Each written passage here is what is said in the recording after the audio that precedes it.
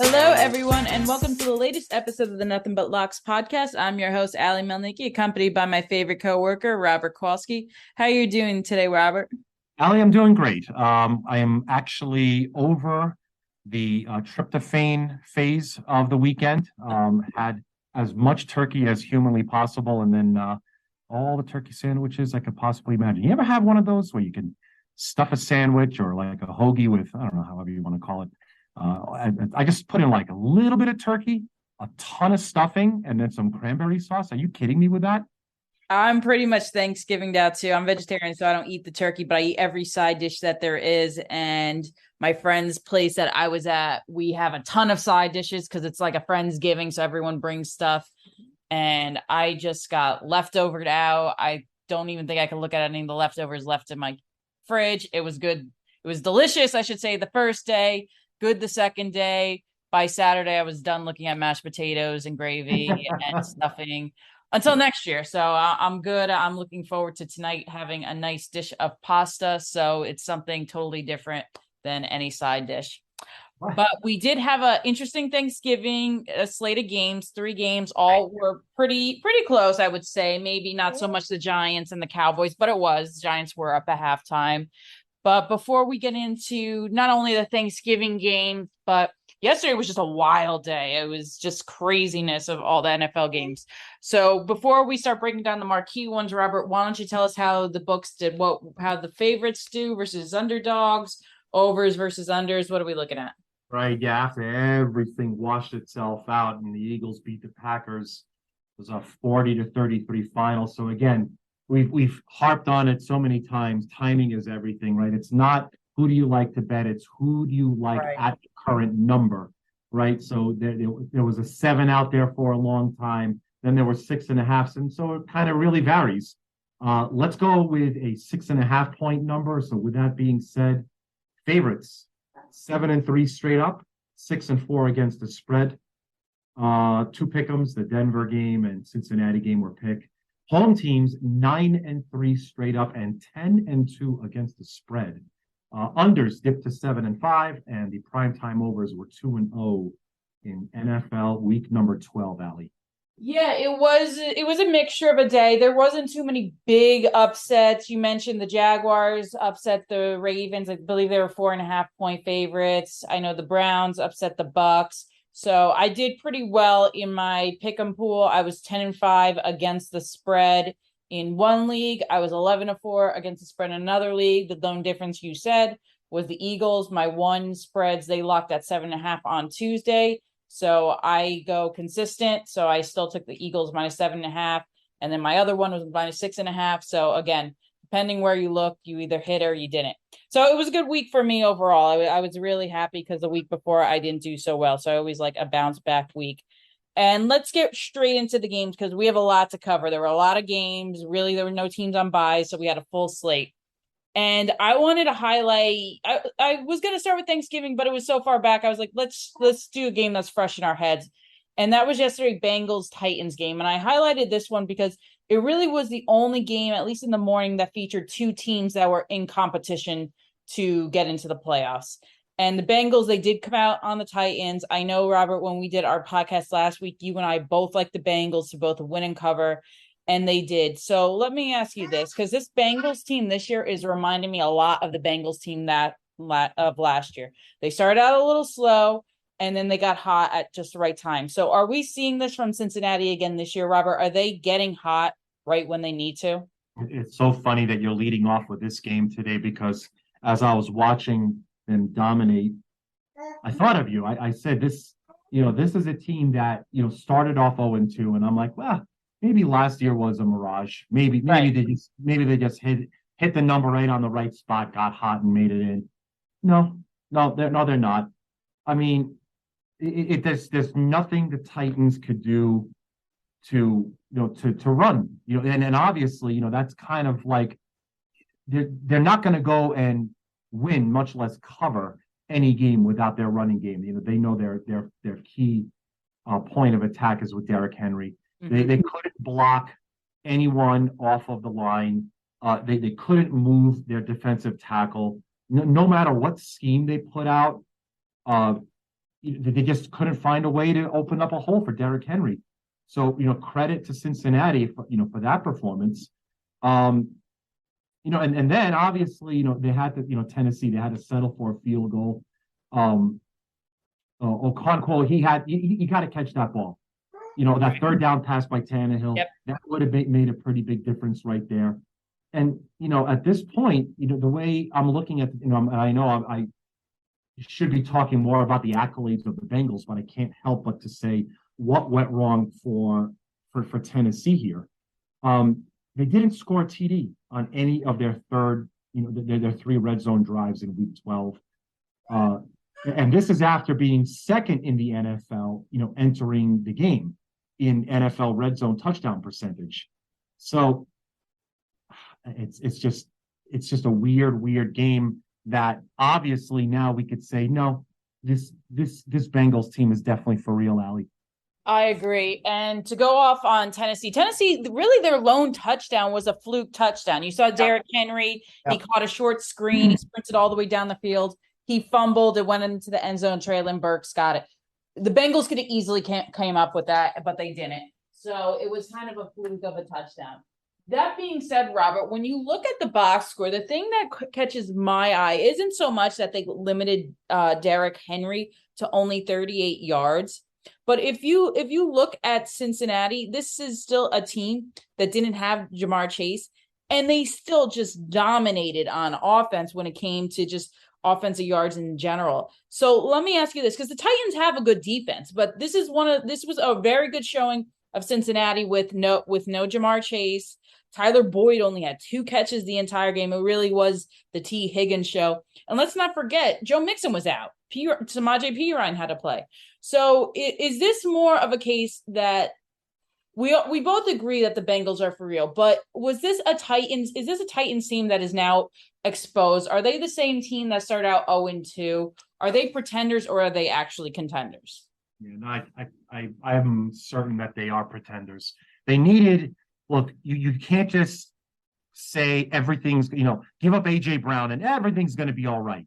It's not. You can't have any kind of championship aspirations without being a complete team. I mean, crap, they had a great regular season last year with what they had. So you can't just, from logic alone, you can't perform to that par without the talent being surrounded. And they didn't have the depth. That's been shown. And now, and I'm sorry, I got to switch now back to the Bengals. Mm-hmm. Look, they beat the Dolphins at home by 2 scores. They beat the Jets by 2 scores on the road. They did, like you said, they beat the Titans on the road without Mixon and Chase. They lost to the Cowboys and Ravens on the road by game-winning last-second field goals. And then who they had to beat, Atlanta and Carolina, they beat them by 18 plus. Yep. So I mean, they're putting it all together. Fear this team, because when Mixon and Chase come back on the field at the same time, they're clear forerunners to make it into the AFC title game right now. Yeah, and I actually went back and listened to one of our podcasts when we were previewing the season, and I was one that said don't sleep on the Bengals because we went through their odds, and I believe they must have been the 7th or 8th team on the odds of favorites to get to the Super Bowl. And there were a lot of teams above them that I was like, they're better than these teams. I think the Bengals are probably the most underrated team in the entire league. I really do. They're sitting at 7-4, and they're the defending AFC champions, and no one's talking about them. Robert, we're talking about still Josh Allen, even though he's faded. He's still going to be in the mix to be an MVP. Everyone obviously puts Jalen Hurts there. They put Tua there, obviously Pat Mahomes.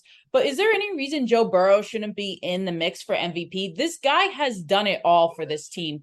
And he approaches every game looking unfazed. He still performs without his number one receiver, Jamar Chase. You haven't seen any of the other quarterbacks really do that this year. I mean, you could make a case for Pat Mahomes, but he still has Travis Kelce. Are we still underrating Joe Burrow? Yeah, I think we are. We had we had to discuss. You asked me straight up, is he the best quarterback in the division? I said, well, there's this kid Lamar, he's kind of good. Yeah, I'm wrong. I'm wrong. I'll own that one. Going into week 12, I had Baltimore and Cincinnati tied. In terms of their rank, they were tied for sixth in the NFL. I think we're going to have Cincinnati pole vault over that, and I'll probably go.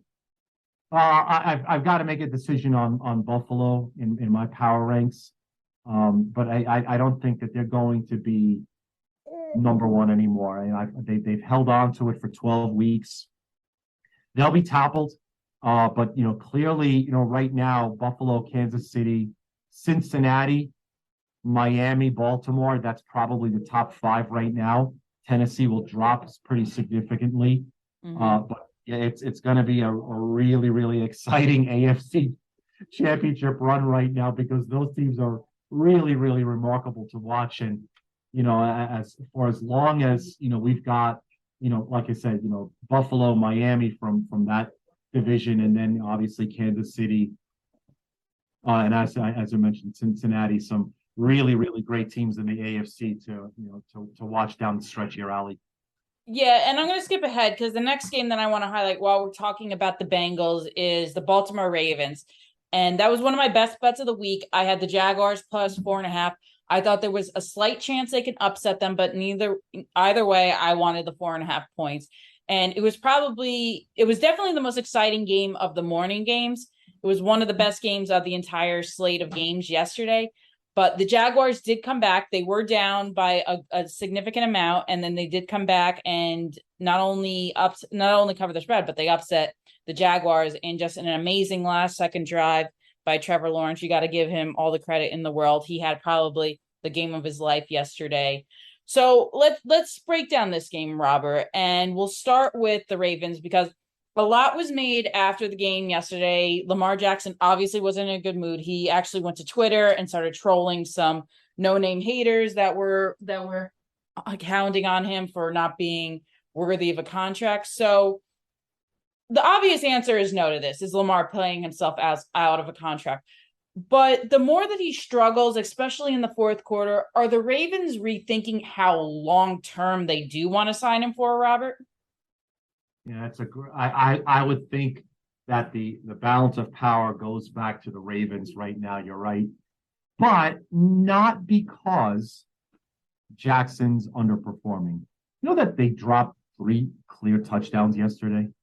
Dropped like right in the hands, kind of dropped, and that does really suck because they never would have had themselves in the situation where we saw Trevor Lawrence come back and put on yet another career type of a performance. By the way, this is like three times this year so far that I've said that where Trevor Lawrence has put on like a career game for himself.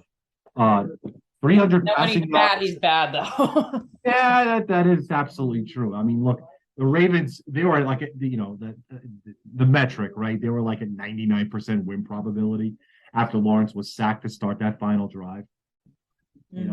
That's you got to play it out, and they came back and won the thing. So, look, if I'm Houston right now, I give Lamar Jackson anything he wants, well above and beyond what he asked for during the preseason, because you could see where Houston is now without a quarterback. They're literally useless. If this was, the premiership, they'd be relegated. They'd be out of the league. So it all comes down to, how your quarterback performs. And I think that he's still going to get a landmark contract. And if it's not from Baltimore, it's going to be somebody else. Yeah, I agree with you there. From the beginning of his career, I've just been skeptical of Lamar Jackson. I'm not doubting his talent because he is a very talented guy. But you see this a lot with running quarterbacks. The older they get, they're just not as effective with their legs. And when it comes to trusting their arm, they just aren't there. Lamar Jackson right now, he ranks 24th in the league in completion percentage. That's not great, especially if you're asking him to throw a lot more because he can't do it with his legs. But what I want to ask you, Robert, too, when it comes to Lamar Jackson and the Ravens, is how say the Ravens do want to move on for Lamar Jackson. Say Lamar wants something in like the 5 to 6 year range. And meanwhile, the Ravens are looking at what Denver just gave Russell Wilson. And are they going to, is that playing in their mind too, that maybe this is the next trajectory of Lamar Jackson's career is what Russell Wilson is dealing with now? And that being said, if they decide not to extend him that long and he does walk to a team like Houston, how much heat are the Ravens going to get for letting him go? Yeah, I don't know if that. I'm sure at this point, a lot of fans, of the Ravens got to be super frustrated because, you've got that quote marquee quarterback, and it's just not amounting to really much of anything. It's so strange to see, you know, and we're talking about a team, Allie, they're 7-4. We're talking about the demise of the Baltimore Ravens. It's incredible that this is happening, but it's all about everyone's perception of how their franchise is winning the games and how bad the losses are. So I can't see. I don't know. I honestly don't think Baltimore can say no. I really think that there's nothing better out there. There's nothing that'll be better than him in free agency. And you're certainly not going to go and say we're going to draft someone with the first overall pick at quarterback. I think that Baltimore is married no matter what, Allie. I really do. So the crazy thing is, because obviously I love my Daniel Jones, and I don't think he gets enough credit where credit's due. And Robert, if you put their statistics together, they're almost identical. Daniel Jones, 64.6 completion percentage to Lamar Jackson, 62.1. Yards total, and they both played 11 games each. Daniel Jones has 2,165 yards. Lamar Jackson only a couple yards more. He has 2,231. They both average the same amount of yards per throw at 6.9. When it comes to QBR, Lamar Jackson's at a 60.9. Daniel Jones is at a 58.1. And then when it comes to quarterback rating total, Lamar Jackson is at a 91.3. Daniel Jones is at 89.7. What are people seeing in Lamar that is so different? I get it. I get the history. I get Lamar just came out and he won MVP. But if you look at the stats alone, I mean, how are you going to give this guy a 7-8 year contract? Because he's not going to just demand 5 or 6 years. He's going to demand 7 or 8. So is he justified to say I'm deserving of this contract? Because Russell Wilson at least had a Super Bowl under his belt. He had another Super Bowl appearance under his belt. Are the Ravens basically just going to shoot themselves in the foot and give him this long-term extension? And then become the Denver Broncos? Yeah, pretty much. Very good point. And look at that. That's one of those classic, here's player A versus player B. Would exactly. You have? That's a really and great. We know Daniel Jones can run too. So it's like, I don't want to just hear, oh, well, Lamar Jackson. No, it's the full package. It's what he could provide. Allie, I honestly think and this kind of goes into a deeper understanding of how this league works. And I guess this is the Moneyball version of the NFL. I think if you give one player that max deal in a league that's capped, you're not going to win. It's not going to work out. Look at the beauty and the masterpiece that the Eagles have created. Forget about their record, right? It's just that they found the lightning in a incredible dynamic quarterback, and he's young, still in Hurts, that is, still in that rookie contract, and they're able to surround him immediately by overpaying, so to say, or paying market price, and acquiring other players to surround him with. The moment you give that mega contract to Hurts, then everything else falls apart and you end up with a scenario that you're not going to end up winning. So I think that that's kind of the system that everyone wants to be. Like I can tell you right now, if Tagovailoa gets his mega contract, it's all over because you can't have Hill. You're not going to get Waddle. And you're not going to be able to get everyone to surround him with.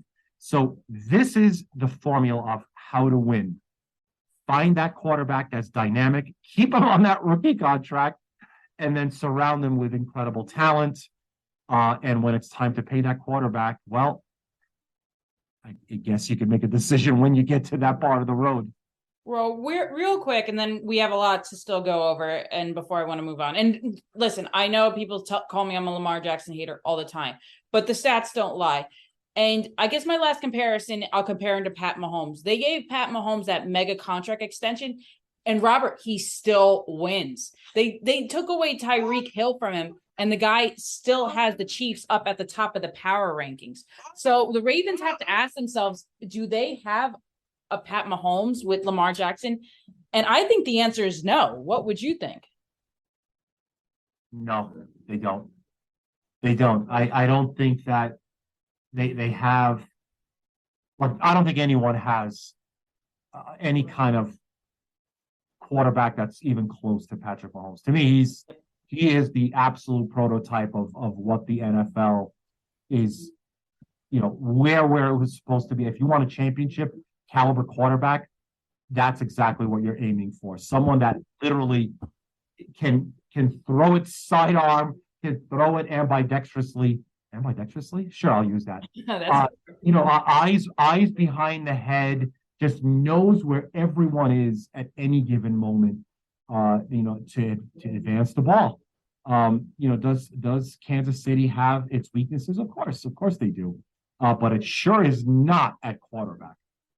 Yeah, totally agree.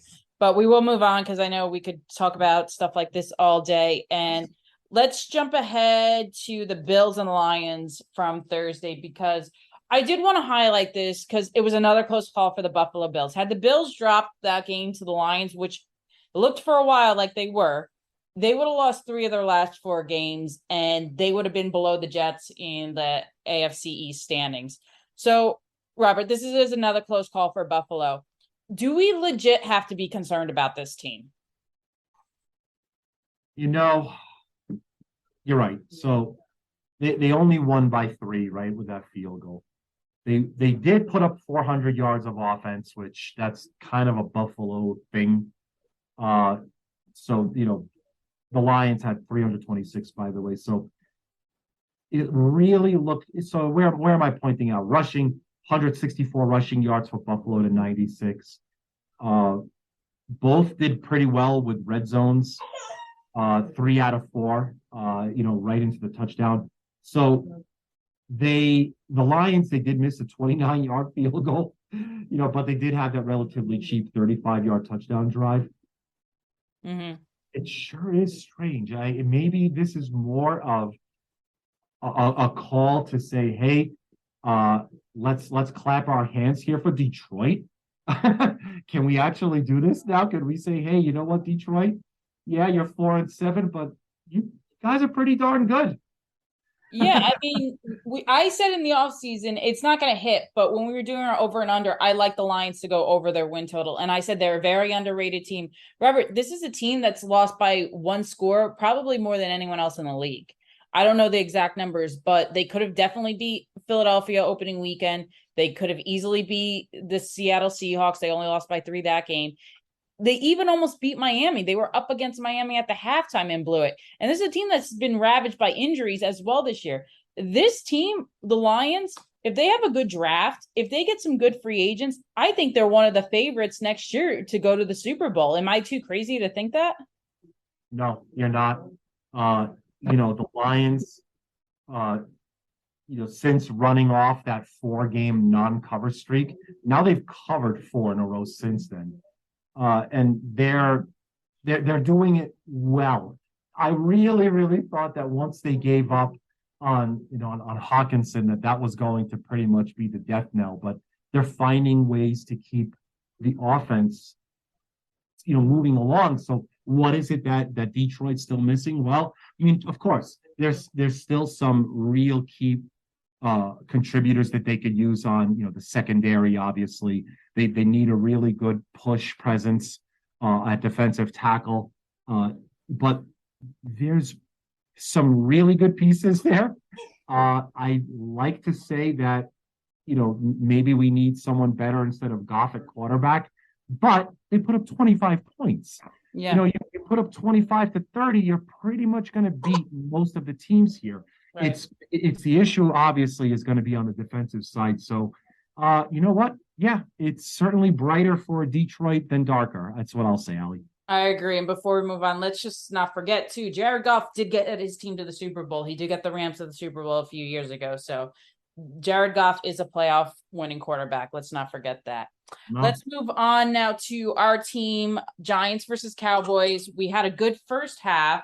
We went into halftime winning the game, winning. I believe we were up 13-7, if my memory serves me correctly.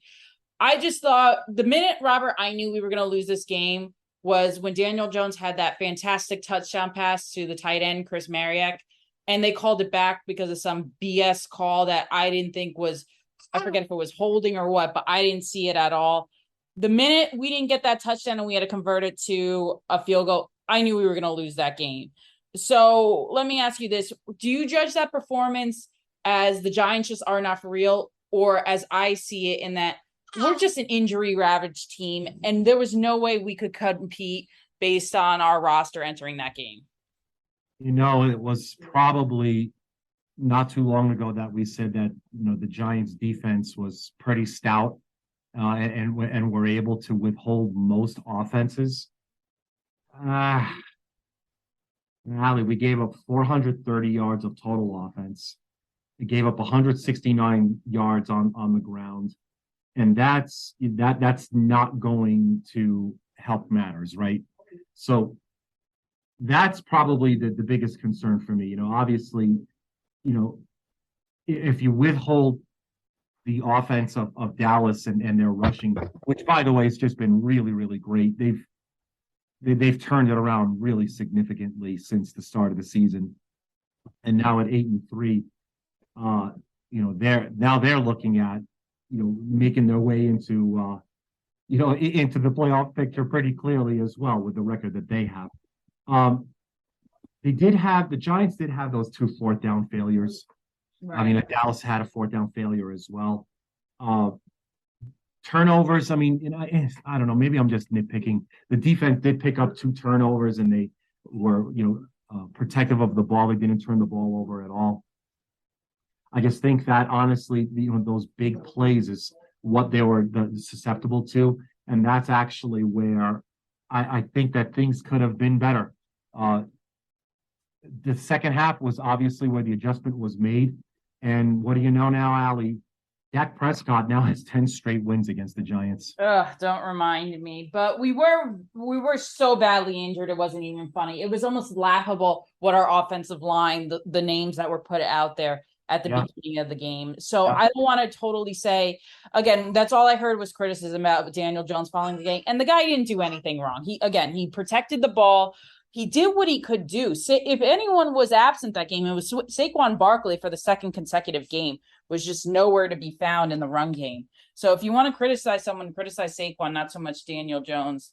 But it was a disappointing loss. I think that the good part is we did play on Thursday. We have 10 days to get healthy because we have the Commanders coming up, and that's going to be a huge game for us.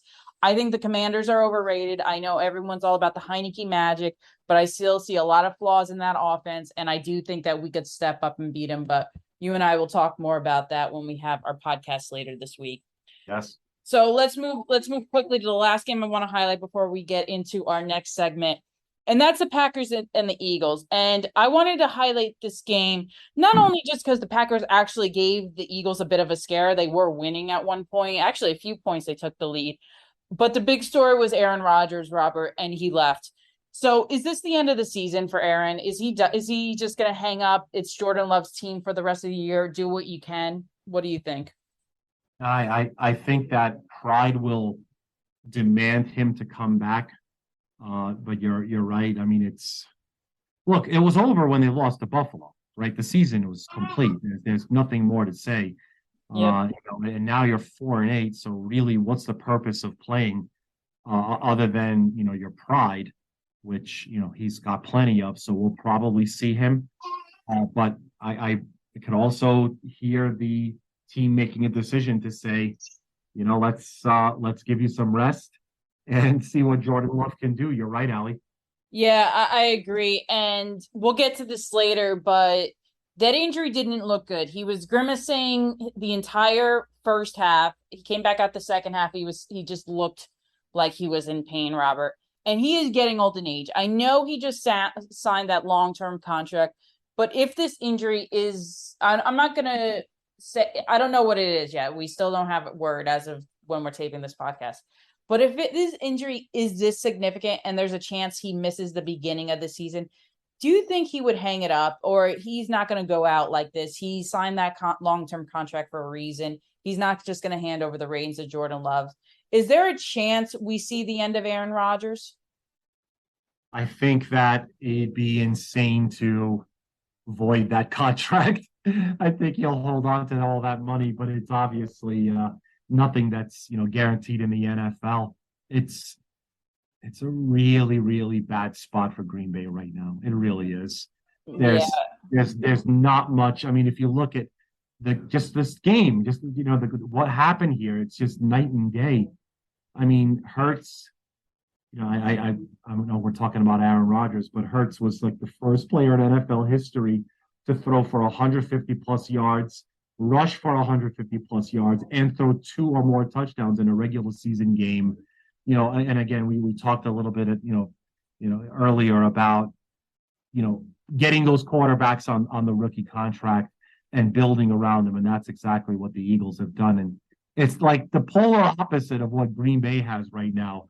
It's a overpaid, a veteran quarterback that is on the final pages of his career with nothing surrounding him, and I mean nothing. Yeah, they did put up a ton. I mean, the Eagles Packers combined for 47 points in the first half, which, by the way, that's the highest scoring first half in the NFL game this year. But it's bleak. It's very bleak, Allie, and I don't know what the Packers are going to do to make things better going into the 2023 season. No, and we'll get to this later, but it's almost like you look at the Rams seeing how bad they are, and they're a team without draft picks coming up. The Rams aren't as bad off. I mean, I don't think the Packers are as bad off as the Rams, because the Rams just don't have any draft picks to look forward to. But these are two teams that I could definitely see in the offseason just blowing up their entire roster. Yeah. So it'll be interesting to watch. All right. Well, those are the marquee games we want to highlight. I know we went a little long for today, but was definitely a lot to talk about. And our next segment, since it is Cyber Monday, I thought we would do a cyber sale, Robert. So I'm going to give you a team, and you need it, and you tell me who or what. So what can be coach or entire offensive unit, something. But what would these teams like to buy for the rest of the season to help their playoff run? Are you ready for this one? Okay. Yes. Okay. This is excellent. I have no idea what's coming. So yeah, let's go. Let's do this. All right. Let's start obviously with our team, the New York Giants. Who or what would this team like to buy for the rest of the season? Yes. Come on. You put this on a tee for me. OBJ. Obviously, they'd be so much more dynamic with a really fantastic wide receiver that can hold on to that ball no matter what kind of tackles are coming at him, no matter what the secondary is doing. They would really be greatly more enhanced by adding a marquee wide receiver.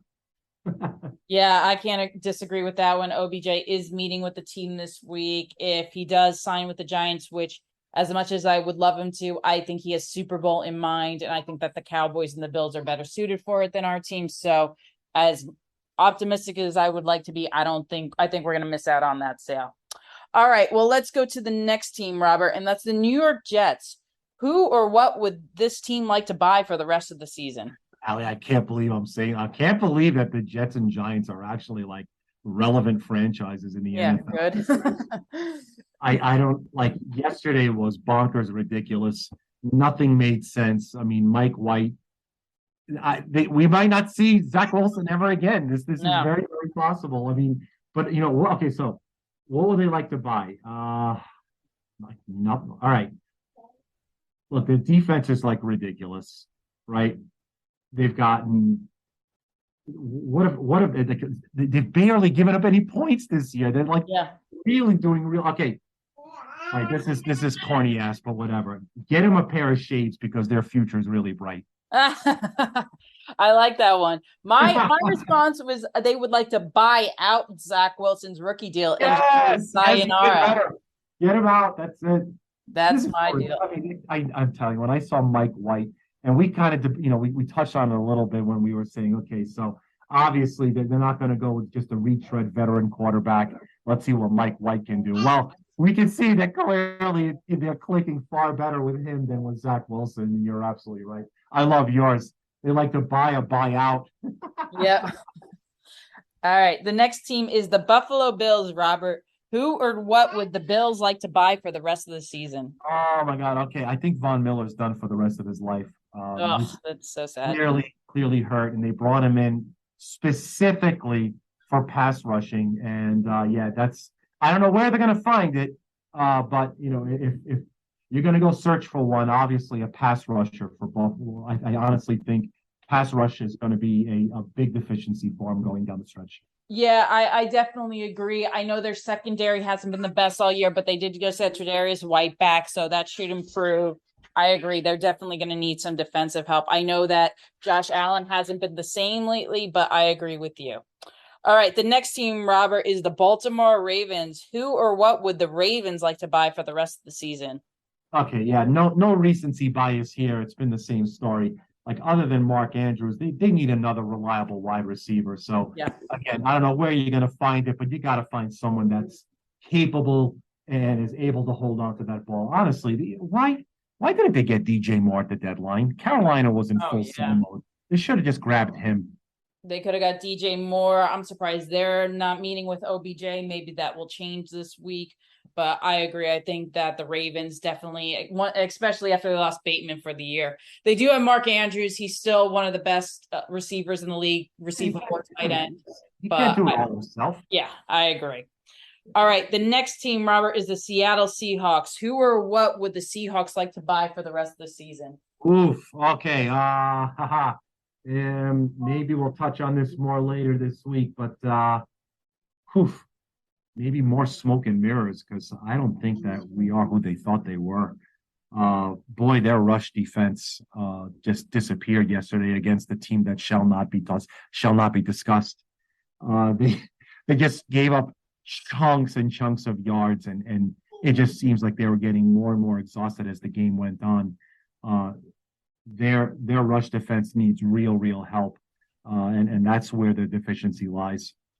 Yeah, I would say they would want to buy back their tickets to Germany because since they went to Germany, they have not been the same team whatsoever. So I true. think that might have had a big effect on them.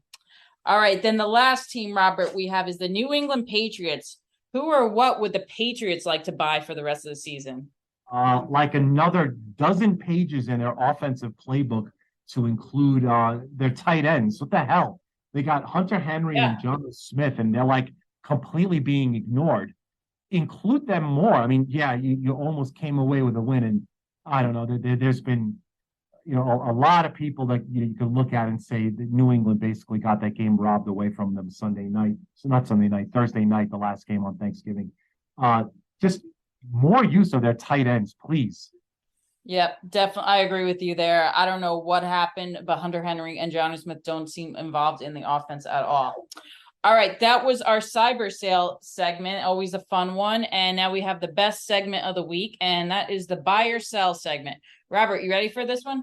Yes, I am. All right, Robert, buy or sell. All four NFC East teams will make the playoffs. Is this? Wait a second. No, this can't have ever happened. I don't think this happened. Could this? Look, could it? Oh my God, how are you doing this to me? Okay, no, you know what? They can't. They have to at some point start cannibalizing each other as early as this week. Washington is at the New York Giants. So someone's going to be very disappointed. Someone's going to have a positive record, and they're not going to make the playoffs, and it's going to be the worst season ever. I'm going to sell. I'm going to sell all four NFC East teams making the playoffs. Yeah, I agree with you. If you look at the Commanders' schedule, they don't have a great schedule coming up. They played the Giants twice, which I think they'll split the games. I do. These teams usually split against each other this year. But then if you look at the rest of the Commanders' schedule, Robert, they have to face the Niners, they have to face the Cowboys and the Jets. It's not going to be easy for the Commanders. That's why I think that the Tyler Heineke magic is about to disperse. I'm not going to just be biased because the Giants, we don't have the easiest schedule coming up. We do have to face the Eagles twice. Fortunately, one is in week 18, where the Eagles probably will be resting their starters. But we do get to face the Colts. We get to face the Commanders twice. Like I said, and then I split it. The Vikings will be a tough one, but I actually think we might match up well against the Vikings on Christmas Eve. All right, let's go to the next buy or sell segment, Robert. Buy or sell. Matt Stafford will never reach the postseason again. Oof. You know what? I'm buying that. A matter of fact, I think there's a better chance he gets cut than to make Wow. the postseason again. There's nothing left right now for this season, clearly. And the Rams have look, they've did it. You know, we talked about it, you know, time and time again this year. They sold their soul to win the championship last year. The cupboard's dry. There's nothing that's going to be there in the draft for a while. They're going to have to make do with bit pieces from free agency. It's going to be a long, long ways away, maybe far too long for Stafford to ever. I mean, look, it ain't going to be with the Rams. So I'm buying that. Yeah, I buy it as well. I think he's just going to keep being more injury prone over the years. He basically traded everything in to get his Super Bowl. Not going to take that away from him because that will help define his legacy. But he's definitely not getting anywhere with the Rams. I mentioned earlier in the podcast that I could see the Rams be totally blown up. They're going to if they want to compete, if they want to get young draft picks, they're going to have to give up their best talent, and that might be Cooper Kupp because I don't see much else. So I don't think Stafford will ever be in the postseason again. All right, the next one, we were hinting at this before, but I want a definite answer on this one. Robert, buy or sell? Aaron Rodgers will retire this offseason. Why are you putting my feet to the fire on this? This one's tough. God, what price am I getting on this? Retire? No, I can't. I know it looks so bleak. I know the team is just in complete disarray and their offense is just ass backwards. I can't do it. I am selling Rodgers retiring. So I have a caveat in this one. If he's out for the rest of the season, which I think he is, then I'm actually going to buy it. I think Aaron Rodgers is looking at the Packers now, and he doesn't see a way forward. The offensive line is already in shambles. He's not getting protection. He's thrown more interceptions this year than any other season in his career. He doesn't have the talent at wide receiver. Christian Watson has looked good the past few games, but Romeo Doubs has been hurt all season. Randall Cobb is probably going to join him in that retirement. I think if Aaron Rodgers wants to have a nice broadcasting career or maybe go and be a host of Jeopardy again, I think he's going to do it. He's been taking too many hits this year. He just looks old. He looks tired and worn out. Let Jordan Love take over. Let the Packers see what they have in them. Aaron Rodgers, I'm not going to fault you for retiring. All right, the next one, Robert, buy or sell? The Bucks will reach the postseason as a sub 500 team, but still win a playoff game. I'm kicking the door in on that one. I'm buying with both hands. Yes, absolutely. I know they lost another one yesterday, which was a completely ridiculous loss. But I think that I think they definitely reach the postseason, sub 500, and win a game. Yes, I'm buying double fisted with that. Yeah, I'll agree with you. I think that they'll have their choice between facing either the Giants, either the Commanders, or the Seattle Seahawks if they stay in it. And I would take Tom Brady and the Bucks even over my Giants team. I wouldn't actually bet it, but I would say that the Buccaneers would probably beat them. I think the Bucks, it's just like one of those years. It's just a thing that happens with Tom Brady. He just seems to luck out. So I agree with you. I think they make the postseason and they win the game in the wild card round. All right, last one, Robert. Buy or sell? The Buffalo Bills will not win a postseason game. This is why this segment's always the best part of the episode. Will not win a postseason game. You see, not yet. Okay, so you got me. You made me even. You made me flinch. But I'm selling. I'm selling this. This is insanity. They're 8-3. Yes, I know that their last 4 games have just been really, really questionable. I mean, actually, I think if we look back now, Yeah, they're now 1-4 against the spread in their last five, where their only cover was, by that half a point versus Cleveland last week, 2 weeks ago. They've got this lull of the schedule, but I still think that that they're going to come out of this. Obviously, they've got New England coming up on Thursday. I already installed them as a 5-point favorite. They're winning. They're winning a playoff game. We're talking about them winning the title for easy. No. I am absolutely selling. Will not win a postseason game. I'm gonna actually buy this one because if they're a wild card team and they have to play either the Bengals or even a team, if the Chiefs, well, the Chiefs will probably get a bye, but the Bengals, maybe even the Titans, I could definitely see them winning. Robert, what do you think? Well, the other team, not the Bills. Right. Okay, let's make a line right now. So this is going to be in Cincinnati and Buffalo. Boy, man, all right, I got to do Buffalo 1.5. Yeah, I would take Cincinnati in that one. I really would, especially if they get Jamar Chase back, especially if the offense keeps clicking as it is. Cincinnati is an underrated defense. And we've seen that the time after time, the last few games. Like they're especially good against the rush. We saw them just silence Derrick Henry yesterday. Yeah. They don't have to worry that much against the Bills rush because Devin Singletary isn't a premier unit. But I think they would have enough to isolate Josh Allen and force him to throw interceptions. Josh Allen's been his own worst enemy the past few weeks. All those red zone interceptions, he's going to blow the games himself. So I think I would definitely lead Cincinnati in that one. I would probably lean Bills in the Titans game, even though the Titans seem to always get the Bills number. Sure. The Bills did blow out the Titans, but that was week 2. That was just so long ago in the season. Both teams are completely different now. But I would probably lean Bills because the Titans just are always a boring postseason team, and I don't even want to see them in it. So, but that is all the time we have for today. It was another fun episode. Rob and I will be back later this week to preview Week 13. We have a good matchup on Thursday night. We do have the said Buffalo Bills against the New England Patriots, so that one should be an interesting watch. And before we do sign off, Robert, any last words or advice for the audience? Oh, no, for sure. Absolutely. The next episode is going to be really chock full of some really great matchups. You hinted on the Thursday game, Bills and Patriots. Jets and Vikings are playing this week. Tennessee Titans, we talked about them. They're going to be at Philadelphia. That's going to be a major test. So some really great games to break. I mean, crap.